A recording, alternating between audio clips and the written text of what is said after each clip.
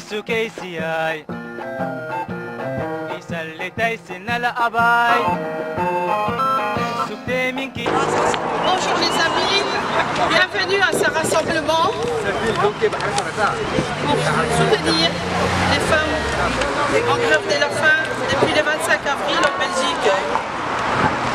Les femmes qui mènent une lutte difficile pour dénoncer les viols depuis 1993 et qui se poursuivent en toute impunité. Les viols à Djibouti, dans le nord et le sud-ouest du pays, ne résultent pas d'une bavure.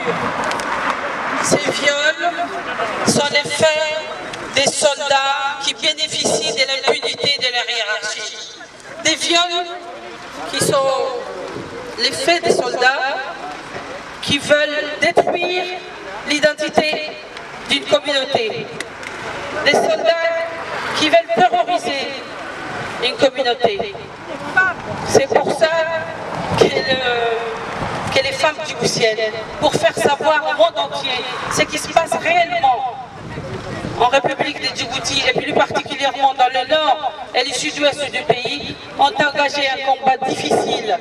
Elles mettent leur santé en péril pour que le monde entier sache que des femmes sont punies, sont violées dans l'impunité totale dans le nord et le sud-ouest du pays. Je voudrais vous dire toute ma gratitude d'être là aujourd'hui. Je voudrais d'abord remercier toutes celles et ceux qui nous ont apporté leur soutien, qui ont apporté leur soutien aux grévistes de la faim. Je voudrais remercier l'Union des femmes socialistes qui nous accueille dans son local. Je voudrais remercier Bruxelles Vivre Ensemble qui nous a soutenus depuis le début. Je voudrais remercier les femmes kurdes, les femmes turques, les personnalités, les parlementaires et tous ceux qui ont apporté leur soutien à cette lutte difficile que mènent les femmes djiboutiennes très courageusement. Enfin, je voudrais profiter de cette occasion pour remercier l'association Femmes Solidaires qui nous accompagne depuis 1995 dans la lutte contre les viols et l'impunité en République de Djibouti. Je voudrais la remercier pour nous avoir soutenus à Paris lors de la grève de la faim. Je voudrais les remercier de soutenir les femmes qui poursuivent la grève de la faim. Je voudrais les remercier parce qu'elles sont tout le long de ces 22 années à notre côté. Voilà. Et enfin, je voudrais rajouter juste deux choses.